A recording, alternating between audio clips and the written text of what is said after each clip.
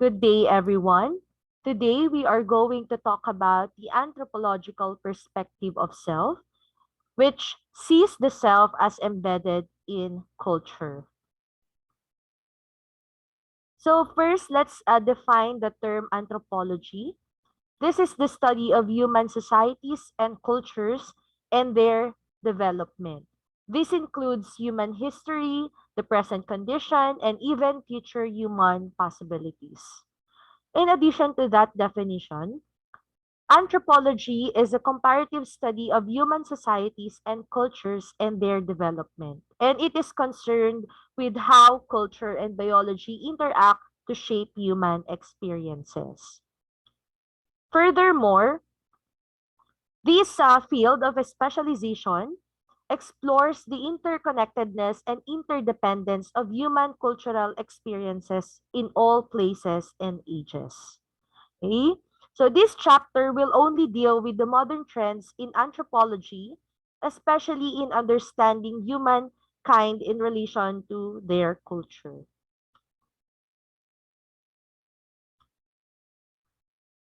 Culture refers to a complex whole acquired by man as a member of society.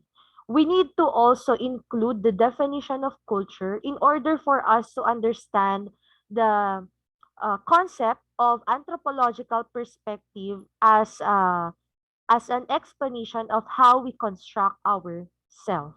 So please watch this video. When I ask people in Hamilton,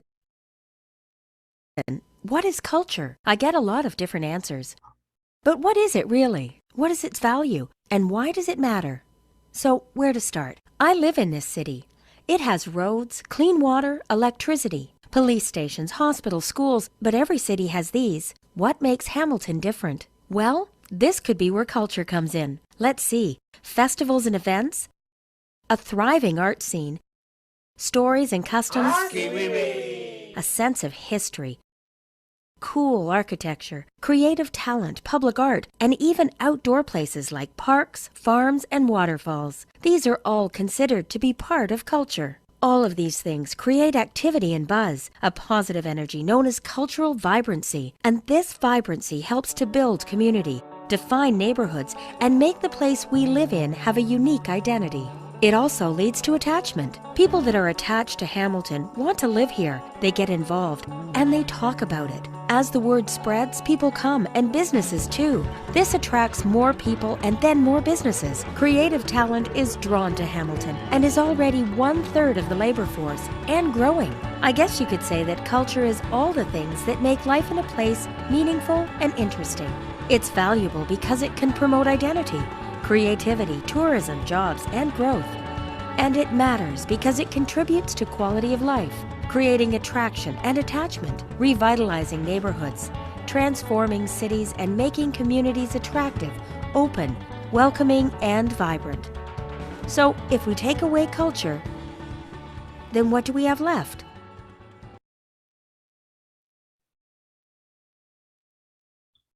When I ask Okay?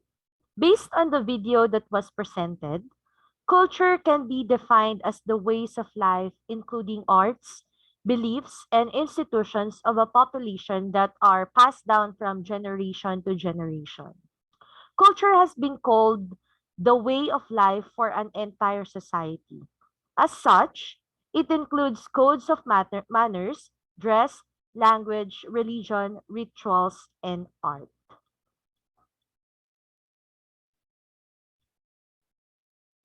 So there are two components of culture. The first one is material culture. This refers to the physical objects, resources, and spaces that people use to define their culture.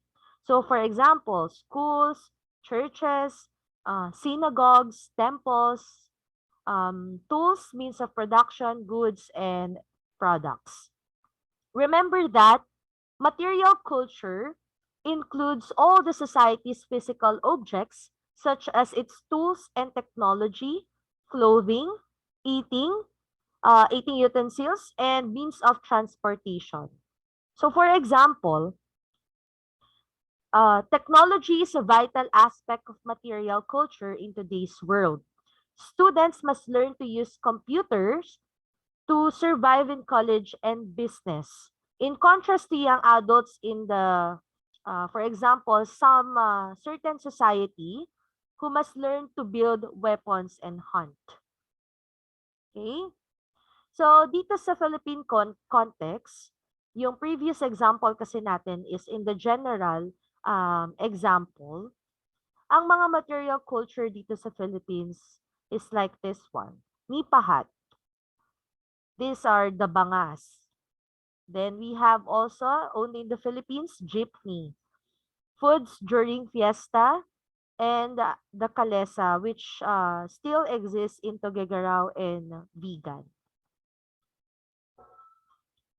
Another component of culture is called non-material culture. This is also called as symbolic culture. Non-material culture refers to the non-physical ideas that people have about their culture, including those beliefs, values, rules, norms, morals, and then, of course, language and certain kinds of institutions. It also includes the values, beliefs, symbols, and language that define a society. For example, food forms a part of material culture, whereas praying before consuming food is a part of non-material culture. So yung mga kinakain nila dito sa picture is called the material culture.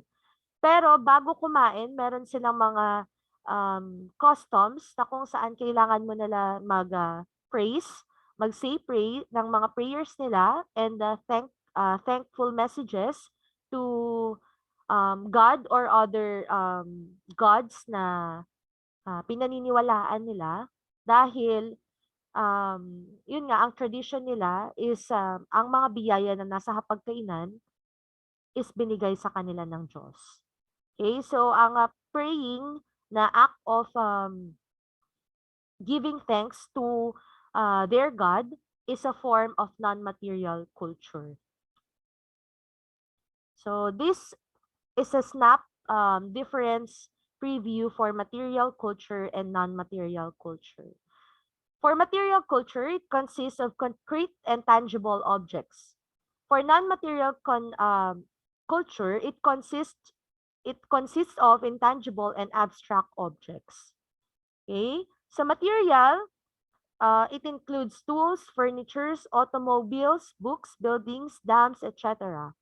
Dito naman sa non-material culture, it includes customs, traditions, habits, manners, and so on and so forth. Lastly, sa material culture, these are man-made that represents one's culture. And non-material culture, on the contrary, these are the identities of a certain group of individuals. Culture affects perception, and it influences our behavior. It highlights our behavior in the sense that it shapes our personalities. That's why culture is important in our perception. Culture affects perception. For example, sa picture, sinasabi nitong isang figure dito na provocative yung way na kung saan yung pananamit niya is ganito.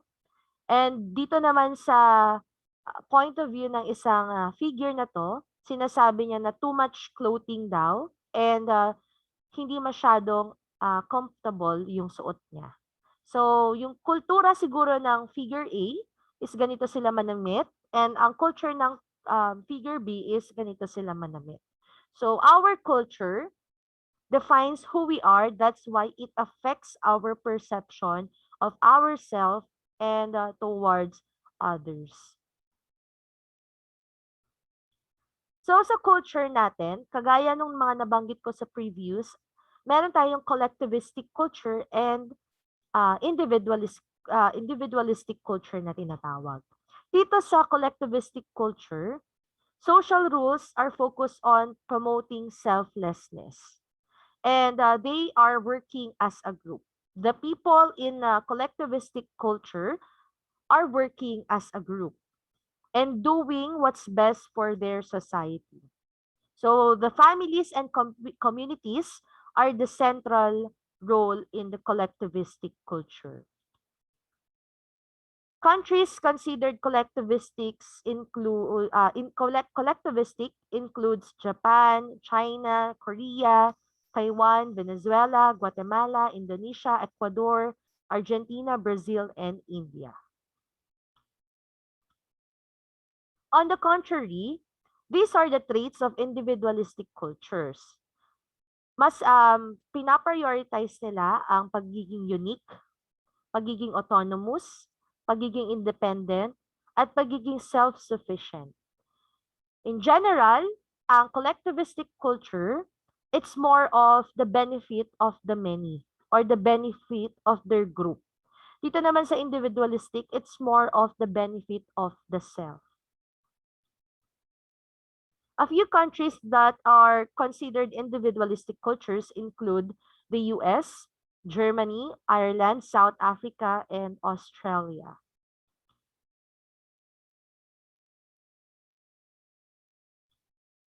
Okay. Here is a snap representation of individualistic and collectivistic culture. Okay?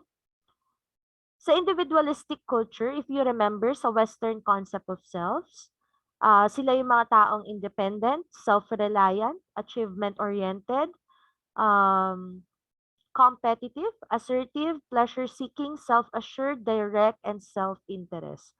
All of these traits pertaining to the benefit of the self.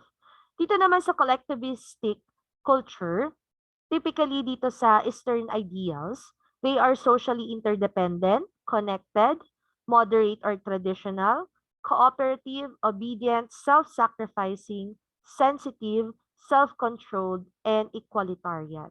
So all these traits pertains to the benefit of the group.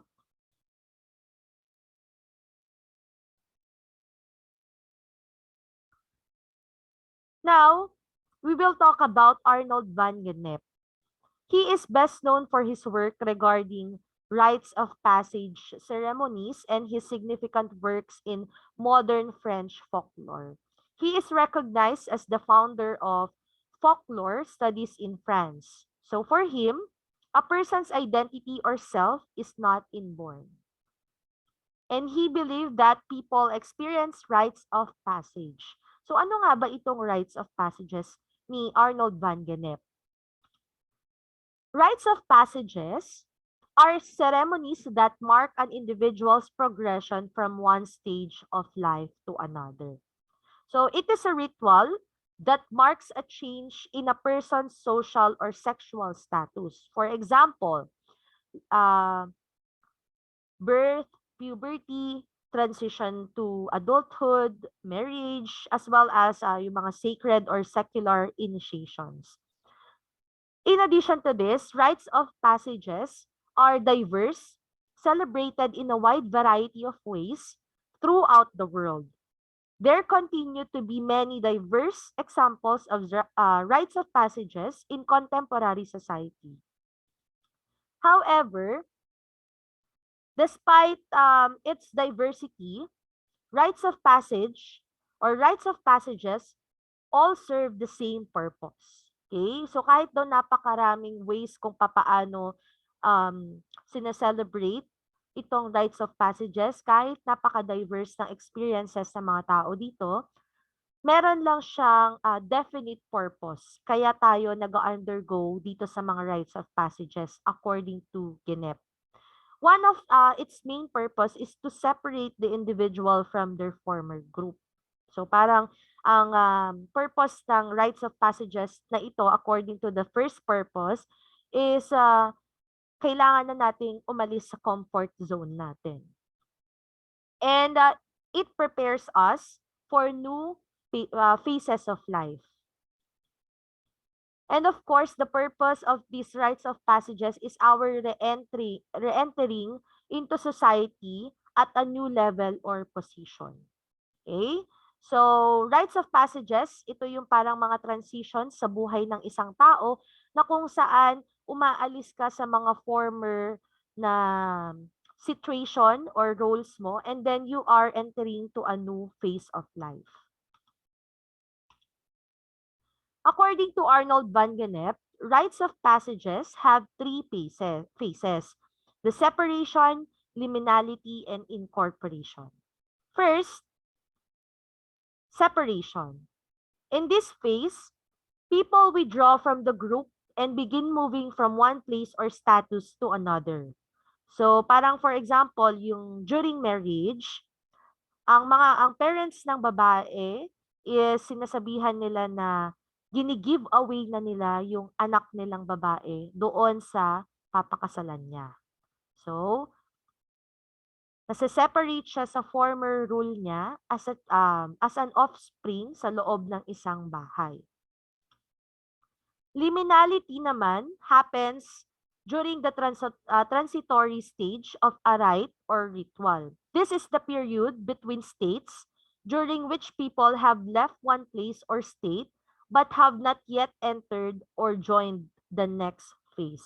So, for example, yun nga yung nabigay ko kanina, during marriage, um, may part pa rin yan na masasabi nating nandoon ka pa lang sa stage ng liminality. Kasi, um, like for instance, natapos na yung pamamanhikan ng lalaki. So, inallow na kayo ng both families nyo na magpakasal, pero yung stage na nandun pa lang kayo sa engagement, yun yung example ng liminality. You are you are what do you call this? You are withdrawing from your position as a single person and you are in the process of entering into a marriage life. So yun ang liminality. Yun ang transitory stage. Okay? Incorporation naman yung stage na kung saan people re-enter a new society having completed the rite. So, kung sa separation, um, andun pa lang yung binibigay ka ng parents mo or binibigyan kayo ng permission na magpakasal. At kung sa liminality, ito na yung nabigyan kayo ng permission para magpakasal. Pero nandun ka pa lang sa phase na um, dalaga ka pa din, however, engaged ka na. Dito naman sa incorporation, ito na yung mag-asawa na kayo. Okay? So this is the completion of the rite of passages, or this is the last stage. So what are the other rites of passages in different culture? Let's see. Common examples of the other rites of passages in other culture is like, for instance, circumcision. Circumcision as a culture is also happening in our um, real life setting. This is the operation of cutting away all or part of the foreskin of the penis. The origin of the practice is unknown, although the widespread distribution of circumcision as a ritual suggests great antiquity. There is some evidence that circumcision has health benefits kasi, including yung less risk of urinary tract infections, less or reduced risk of some sexually transmitted diseases for men, or hindi naman kaya protection ito against pineal cancer and a lower risk of cervical cancer in female sex partners. So, in general, parang ang circumcision kasi, it's a form of hygiene para sa mga lalaki. Okay? Second one, neck elongating. The Kayan residents in Mae Hong Son province in northern Thailand are some of the ethnic groups who are still practicing neck elongating. In a few African and Asian cultures, neck rings are worn usually to create the appearance that the neck has been stretched, and the custom of wearing neck rings is related to an ideal of beauty for them. So, ang sabi nila, kapag elongated daw yung neck mo, mas maganda ka. Neck rings push the clavicle and ribs down. So, it is not just na ini-stretch yung balat, pero pinupush niya pataas at pababa yung clavicle at saka yung ribs ng isang tao. Yan, circumcision, neck elongating. The third one is clitoridectomy. Yan. Clitoridectomy is the partial or total removal of the clitoris, and in very rare cases, only the prepuce ang tinatanggal. So this practice is the customs and beliefs na in more than 30 countries. Most of these countries are in a belt stretching across Africa north of the equator. And the goal is to deny women the ability to have pleasurable sexual intercourse, and in so doing, cause them to reserve their sexuality for their husbands. So napaka ideal ng clitoridectomy as part of their culture, kasi ang main purpose nila is to decline the women or to deny the women to feel pleasurable sexual intercourse, kasi gusto nilang ma-reserve yung babae para sa kanilang asawa. So, meaning ba kapag nagpakasal ang isang babae na nag-undergo ng clitoridectomy, is mararamdaman pa rin ba niya yung pleasure kapag nag-asawa na sila? So, parang ganun yung thought. In other countries, it is also associated with cultural ideals of femininity and modesty, which include the notion that girls are clean and beautiful after removal of body parts that are considered unclean, unfeminine, or male. Yan. So the fourth one is called lip plating. In other countries, this is a symbol of great beauty. It marks a commitment to the husband because it is worn with great pride when serving him food. Okay? If the husband dies, the lip plate is removed since a woman's external beauty is said to fade after his death. So, ang main purpose ng lip plating nila, yung mga plato sa kanilang mga bibig, is to serve their husbands gratifying food. However, kapag namatay na yung asawa nila, tatanggalin din yung plate na yun kasi wala na nga siyang pagsaservan ng pagkain. So, ang ibig sabihin sa kanila kapag natanggalan na ng lip plating yung isang babae, is nagfe-fade na yung kanyang beauty. Okay? Yan. During the lip plating, a girl's lower lip is cut by her mother or by another woman of her settlement when she reaches the age of 15 or 16. The lip plate tradition is valued by both parents because it indirectly means that the father's number of cows will increase when he is paid her dowry. Any man who must marry a Suri or Morsi lady, yung mga yan na may culture ng lip plating, has to be wealthy because her dowry usually falls between 40 cattle.